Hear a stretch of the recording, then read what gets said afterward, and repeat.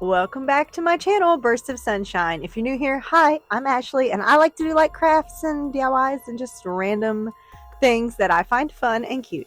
So if you're interested, go ahead and subscribe, and let's just get into these Dollar Tree Halloween crafts. So first I'm going to start with this cute little cat that I found. It's just a wooden cat, so I'm going to paint it black because obviously, black cat, Halloween, it kind of just goes with the vibe.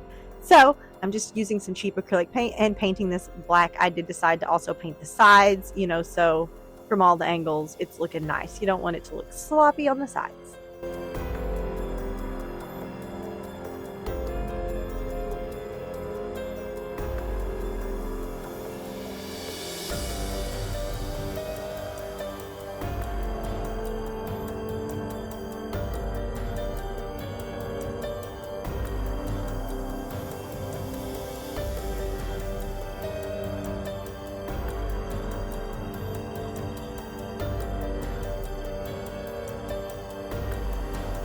Alright, once your cat has completely dried, we're actually going to add a little something to the back. I got these cute little lights again from the Dollar Tree, $1.25. I bought these last year, guys. These might not be $1.25 this year. But I'm just going to hot glue these onto the back of this cat.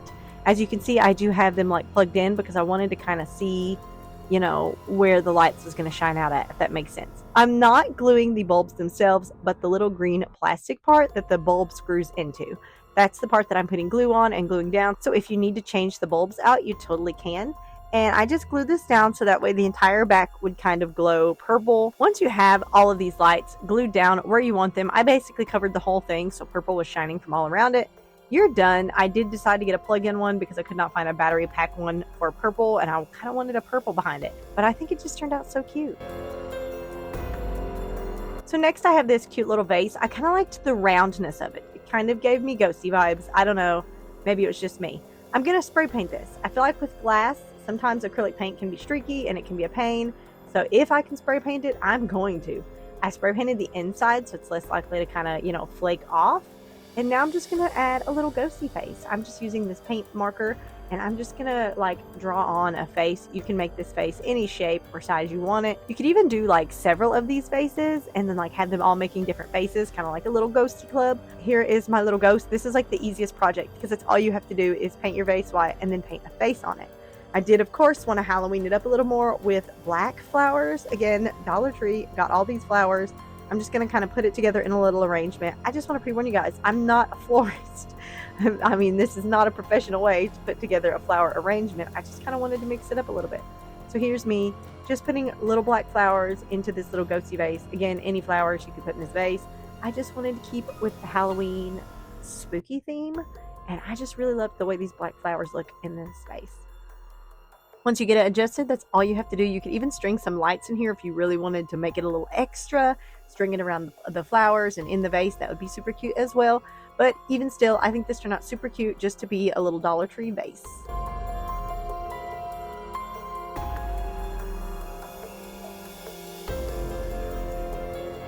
So now we're going to make a little bone graveyard looking frame. I don't know, the shape of this frame gave me Tombstone vibes. Like RIP type stuff. First thing I'm going to do is I'm going to take the picture out of it because we do not need that picture inside that. And we're going to actually decorate this.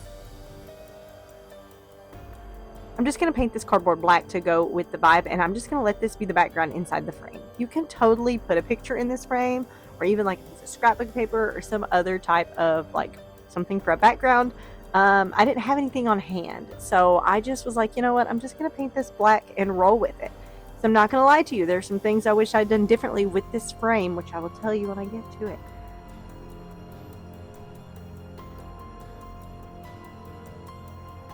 I decided black was too boring, so I'm going to add a little bit of paint splatter.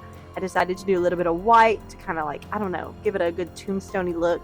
But then I also thought it would be fun and creepy to do a little red, like a little blood. So, yeah, this is just what I did. I just took my finger and I flicked the brush with a little dab of paint on it, and it made little speckles. How cute is that? I'm going to do the red now so it kind of looks like blood. Guys, you can clearly see this is paint, okay? Don't freak out. This is just paint. It's red paint. It's cheap paint. I'm just taking it, I'm dipping a brush in it, and I'm flicking it with my finger, flicked it on myself a few times too. It was really entertaining. But as you can see, I'm just trying to get some little speckles to kind of make it Halloween-y looking. You get what I'm saying? Look at it in the frame. How cute. I think it turned out cute for me not having anything else to put in the background. You could totally put like some creepy newspaper clippings or something like that in there. I just did not. So that's kind of, it kind of looks like a galaxy now that I'm looking at it. Either way, it's super cute. I like it still. Moving on, I'm going to put this back in the frame because we're done with it for now. And we're going to move on to decorating the actual frame itself. I actually really kind of just like that look of the black. But this is where things went awry, okay? So I got these stickers and I was like, this would be cute to have a little something extra on this, you know, and I attached them. It's the skulls for me. I'm not feeling the skulls. I put them on and I was like, you know what? It'll all come together in the end. I'm not feeling the skulls personally. You could totally do this if you want to. I just wasn't feeling it. These stickers did have like a border around them that I did trim off. And again, I got these from the Dollar Tree, but I don't know. Anyways, this is just me complaining. These little plastic bones, love these. Got them from Dollar Tree. They're actually kind of sturdy to be a Dollar Tree pack of bones. And I got quite a few of them in this pack. Again, guys, I bought this stuff last year. So this stuff might not be $1.25 this year. I know that Dollar Tree is like changing things up. Mine's got everything like at $1.50 or more. So, but it's still a good deal if you can find these bones because they're actually really sturdy. And I think they turned out cute. Anyways, back to the project. I went on a rant.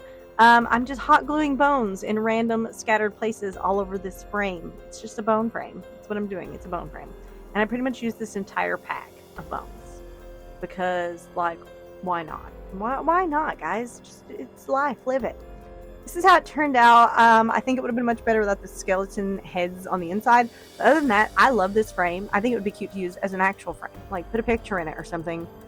How cute is this? I think the bones is just so cute. I can't stand it.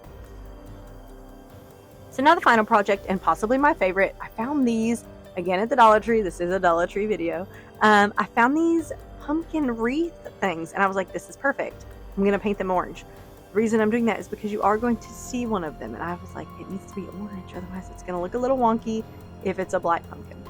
I got this little fat quarter for like $1 at Walmart of orange fabric. Perfect. And it's just enough fabric. Like it almost didn't make it. I opened it up and I laid it across my pumpkin. There it is, laid across, as you can see. I also got this like tulle. Is that what this is? Yeah, like mesh. That's the word I'm looking for. Decorative mesh at the Dollar Tree. I got this in orange. I also got it in green. We are going to use both. So as you can see, I'm just like draping it across the pumpkin, seeing how wide I need to cut it so it will drape completely across. And then I'm cutting it. And I'm going to do that again 2 more times, one for the top and one for the bottom, just so the whole pumpkin is covered with this mesh. The whole point of the orange fabric is just so you can't see through it, because I wanted this to be like a mesh pumpkin, but as you can see, mesh is very see-through. So now I'm going to take my second pumpkin, because I had 2 of them that I painted orange, and I'm just going to squeeze this right on top, and we're just going to sandwich that fabric in between the 2 pumpkins. Now I'm going to trim off the excess, because we don't need all this extra fabric hanging all over the place. You can do this at a later step if you want to. I just decided to go ahead and trim it so I can kind of get a rough idea of what I was working with. Don't trim this too close, because when you push the pumpkin down, it can kind of tug on the fabric a little bit, and you don't want it to like pop out and then you not have enough fabric to completely cover it across the pumpkin, if that makes sense.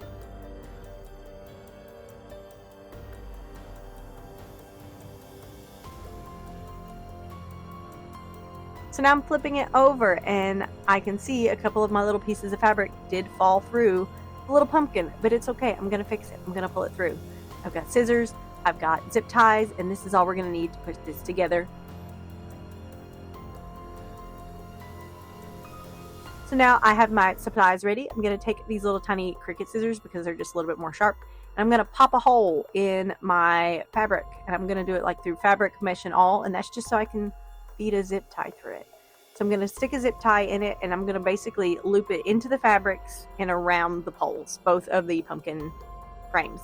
So that way it holds everything together. This is what's going to secure everything together as one piece. So again, taking my scissors, popping a hole through all the fabrics underneath the little poles, and then running a zip tie through it and around. Okay? So we're like closing it all up. Both of the pumpkin frames, both of the fabrics. We've got the mesh, we've got the fabric, and we've got both pumpkin frames.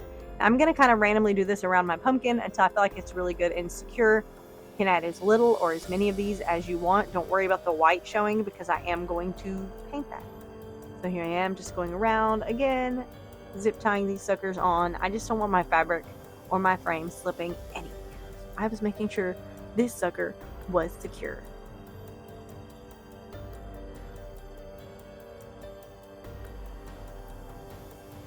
And then I'm going to trim all these zip ties because what do we need these big hanging pieces for? We don't.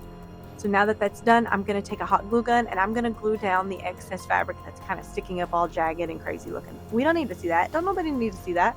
This is why my cutting around earlier was kind of sloppy. It's not a big deal because we're just going to hide it anyways. And you wanted to make sure we left enough fabric to fold over and glue. So there are a few places where the orange fabric wasn't quite enough to really fold over much. And there was more mesh.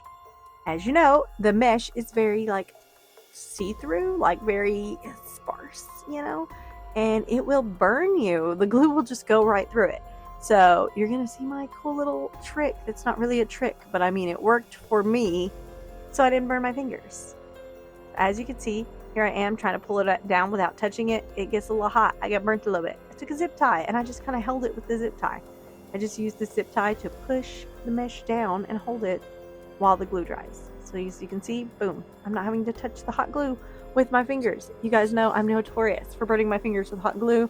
I don't know why I have like no self-preservation when it comes to hot glue. I just stick my finger right to it. So here I am again, just like pushing down the mesh best I can with my fingers. Yeah, it works sometimes if the mesh is long, but if it's a little tiny piece of mesh, it doesn't. So now I'm going to take some orange paint and I'm just going to touch up the paint on these zip ties so that way it kind of goes with the pumpkin. You don't want big white zip ties sticking out on your beautiful little pumpkin wreath. So I'm just painting those orange. It's like a harvest orange. Got it from Walmart really cheap. Here's the green of that mesh and I'm just going to kind of fold it in half so it's shorter, not quite as tall, and it's thicker. And I'm just using some hot glue and I'm just kind of wrapping this around while keeping it folded like in half. That just makes it a little bit thicker also, so you don't have to use as many layers.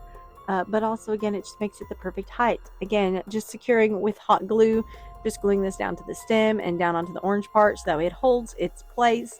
And this is, again, just going to be our cute little stem. Look how cute. It matches the, like, mesh of the pumpkin because they're both that sparkly mesh. I just wrapped this around several times until I felt like it was thick enough.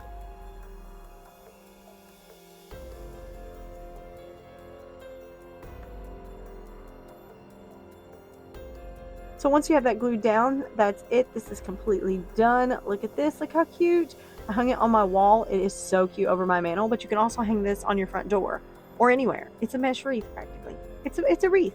Look how cute. It's just a pumpkin. I think it turned out adorable. If you like this, give the video a like and don't forget to subscribe so you can see every time I post a new video. And I will see you guys next time.